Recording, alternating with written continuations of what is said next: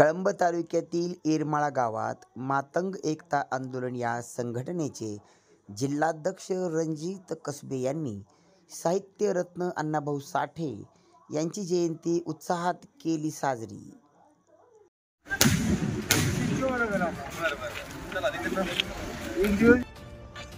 साहित्यरत्न अण्णाभाऊ साठे यांच्या जयंतीनिमित्त त्यांच्या प्रतिमेचे पूजन करते प्रसंगी सन्माननीय आमदार कैलासदादा पाटील या प्रसंगी आपल्याला या क्षणचित्राच्या माध्यमातून दिसत आहेत।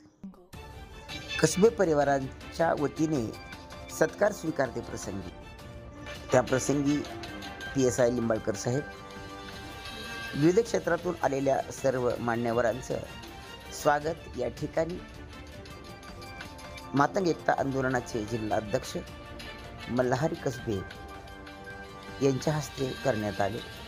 त्या प्रसंगीचे एक क्षणचित्र आम्ही आपल्यासमोर ठेवतो। साहित्यरत्न अण्णाभाऊ साठे या जयंतीच्या कार्यक्रमानिमित्त आलेल्या मान्यवरांचा यथोचित सत्कार या ठिकाणी होत आहे। मातंग एकता आंदोलनाचे जिल्हाध्यक्ष सन्माननीय रणजितजी कसबे साहेब यांनी या कार्यक्रमाचे आयोजन केले असून त्यावेळी वरील सर्व मान्यवरांचे या ठिकाणी सत्कार होत असतानाचे क्षणचित्र आम्ही लोकसेवा न्यूज चॅनलच्या माध्यमातून आपल्यासमोर ठेवत आहोत। एक सामाजिक कार्याचा वेगळ्या प्रकारे ठसा निर्माण करणारे रणजित कसबे यांचं जिल्हाभर कौतुक होत आहे।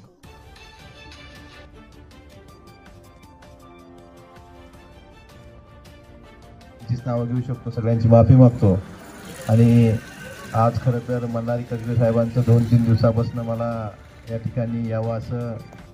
मातंग एकता आंदोलनाचे जिल्हाध्यक्ष रणजित कसबे यांनी साहित्यरत्न अण्णाभाऊ साठे यांच्या जयंतीनिमित्त ठेवलेल्या कार्यक्रमात बहुसंख्य समाज बांधव नागरिक या ठिकाणी दिसत आहेत आणि हीच आदरांजली त्यांना या जयंतीनिमित्त राहू शकते। त्यामुळं माझी आपल्या सर्वांना एवढीच विनंती आहे, आपले सर्व जे महापुरुष आहेत, छत्रपती शिवाजी महाराज असतील, डॉक्टर बाबासाहेब आंबेडकर असतील, महात्मा फुले असतील, डॉक्टर अण्णाभाऊ साठे असतील, क्रांतीवीर लहुजी वसंत साळवे असतील, त्या सर्वांनी दिलेल्या विचाराचं अनुकरण करून आपण जर आपली वाटचाल केली तर निश्चितच चांगला समाज, चांगला देश, चांगलं राज्य घडण्यास काहीच अडचण येणार नाही। त्यामुळे आपण ह्या महापुरुषांच्या जयंती साजरा करताना त्यांनी दिलेल्या विचाराचं अनुकरण करण्याचा एक छोटासा प्रयत्न जरी केला करावा आणि निश्चित हीच खरी त्यांना आदरांजली राहील असं मला वाटतं। मी परत एकदा आपल्या सर्वांना, येरमाळ नगरीवासियांना लोकशाहीर अण्णाभाऊ साठे जयंतीच्या मनापासून शुभेच्छा देतो आणि माझ्या शब्दाने विराम देतो। धन्यवाद। सम्राट अण्णाभाऊ साठे म्हणीत, कारण का रत्नाच्या खजिन्यात तर अनेक रत्न असतात, परंतु अण्णाभाऊ हे साहित्य सम्राट होते, लोकशाहीर होते, साम्यवादी विचारांचे होते। अण्णाभाऊंच्या पुस्तकांची नावं नुसती वाचत गेलो तर त्याला अर्धा तास लागेल। मी फक्त त्यांच्या साहित्य संग्रहाचं वर्णन सांगतो।